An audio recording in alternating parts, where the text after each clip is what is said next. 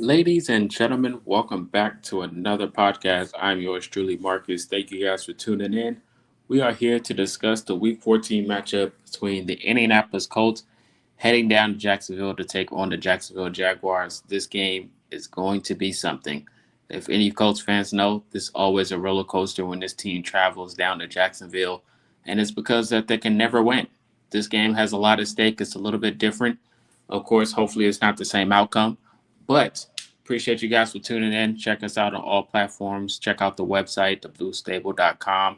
We drop pregame articles and postgame articles. Check us out on Twitch, YouTube, Apple Podcasts, Spotify, you name it. We're pretty much everywhere. Instagram.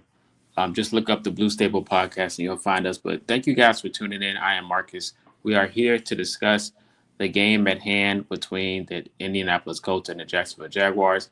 Both teams are 8-4, look tied at the top at the AFC South. The winner will earn or keep first place in the division after this game. The Colts haven't won a road game in Jacksonville since 2014, so the Jaguars has always had a home field advantage no matter who's at quarterback at the position for the Indianapolis Colts. They can just never figure it out, even with the pieces on defense. We've seen a lot of greats walk in and out of those doors of Indianapolis, and they could just never figure it out. And the Colts has been through a lot in that process as well. So it's going to be interesting to see what they can do this week. As of late for the Colts, as you guys know, they lost last week to the Texans, which pushed them up a little bit to try to fight for the number one spot of the division as well. But the Jaguars still have a lead on all of those teams. So, like I said, they lost last week just due to inefficiency on the offensive side. Jonathan Taylor being not relied on as well in the run game. Knowing that he's back there, leading the league in rushing, has nothing to do with the game plan, apparently, because they were just throwing by committee. A lot of passes in the offense, a lot of inefficiency on the offensive side as well. A lot of drops, miscommunication, a lot. And then penalties. Penalties played a part of a lot of plays being called back. So hopefully they can play a little bit more of a clean, polished football in Jacksonville, even though we know the refs might not be on our side because we're on the road. But they got to still play clean, polished football. It's going to be a huge test for them as well, though. Another week, they got to go out there on the road. It's a lot at stake here, especially them not being fully 100%. No DeForest Buckner again this week. Sauce Gardner's out. Mooney Ward looking to try to refocus himself to get back in play with the team. He's been trying to mentally lock in. He's been through a lot, so it's going to be interesting to see how he looks this week as well. But it's going to be all hands on deck. They need everybody this week to try to go out there and play football with this team. So it's going to be interesting to see how they come out and play. This team going up against the Jaguars is going to be interesting. This defense as well. So the Colts defense, like I said, last week was out on the field majority of the game just due to the offense not figuring that out. They got a new kicker this week, so it's going to be interesting to see how that looks. And if the Indianapolis Colts lose, it'll mark 3 straight losses, while Jacksonville can use this momentum and try to pull away in the division.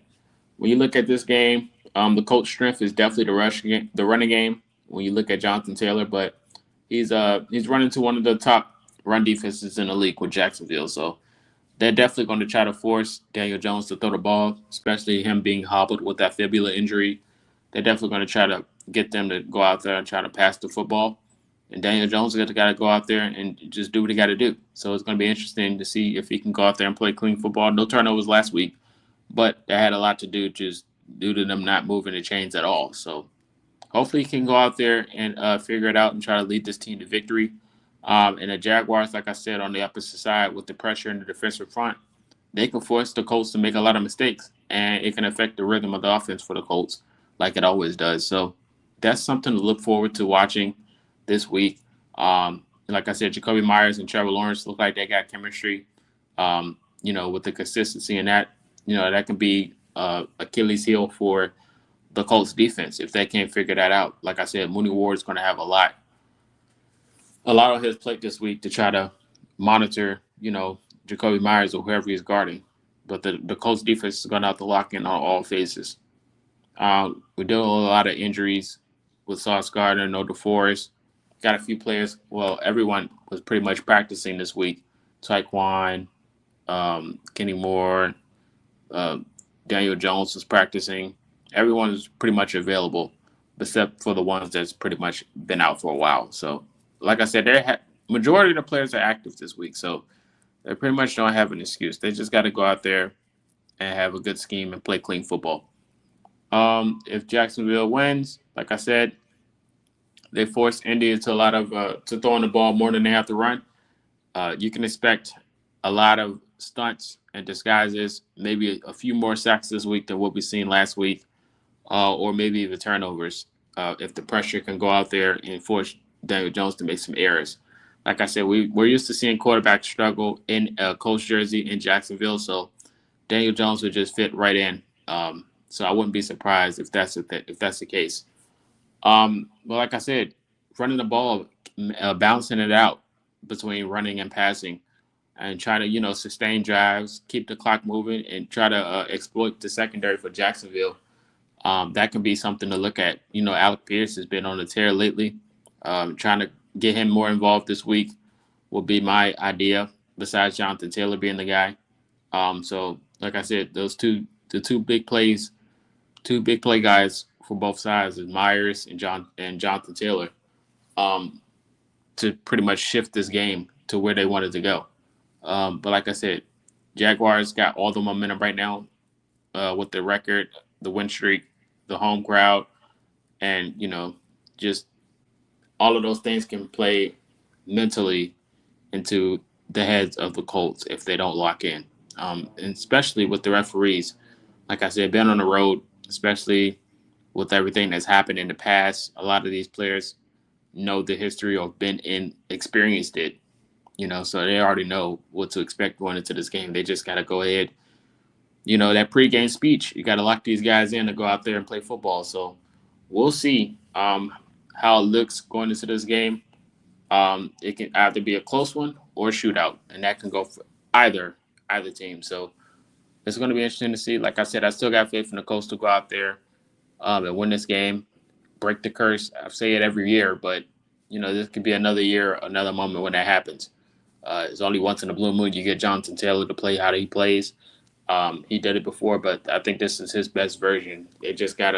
Shane just gotta implement him in the scheme, and don't forget about him when we need him. So a balanced attack would be an ideal situation for the Colts and the defense. Trying to keep the Jaguars offense off the field because Trevor Lawrence can pretty much rip you apart. He gets a lot of shame. He gets forgotten a lot in the midst of the quarterback situations. But Trevor Lawrence, when he's hot, he can rip it up. He can rip it up, man. He can definitely rip you apart when he gets his groove, man. But I've seen a lot of good balls thrown from Trevor Lawrence against this Colts team. So there was a lot of passes when I was like, I don't know how he got it there, but he can get it there. It shows you why he was a top pick in the draft. So try to keep him off edge, put pressure on him, and you can be in it. You can be in it to win it. And special teams got to do their job this week too. So that's something to look forward to. Key players to watch for offense and defense. I'm going to go for Michael Pittman Jr. this week. We're going to need all the vets to step up this week, of course. But Michael Pittman Jr. is the guy I'm looking for besides Jonathan Taylor. Um, I'm looking for Michael Pittman Jr. to get a lot of reps this week. He's definitely going to have to turn up this game and be wide receiver one for the Colts. And then Daniel Jones. Daniel Jones is another guy I'm looking for this week on the offense to figure it out and get it going. Putting the ball in the right place, staying consistent, and making the right reads, man. Not a lot of mistakes this week. Try to break that curse. So those are the two guys I'm looking for on offense to go out there and make a play. And for defense, I'm going to go with let's see. I'm going to go with Adetunde Arawore. I'm going to go with him to try to have a good week on that defensive line. And then I'm going to go with Jermaine Pratt. Jermaine Pratt is another guy besides Nick Cross. I need Jermaine Pratt. He's been playing good football as of late. But a key win against the Jaguars is something we've never seen in Jacksonville, if he can have him a standout game, actually make the right reads this time on defense, he'd be there. He'd be right there in the right spots, but it'd just be a little too late. But he's been playing good football as of late, so I'm looking for Pratt and Adi on defense, and then on offense, Michael Pittman Jr. and Daniel Jones. You guys let me know your thoughts in the comment section. What key players you got for offense and defense? Uh, we'll probably be live for this game. If not, we'll be live after the game. We'll react to it. We'll drop a vid after. But other than that, you guys stay safe. Enjoy the weekend. Happy Friday if you guys are watching this on Friday.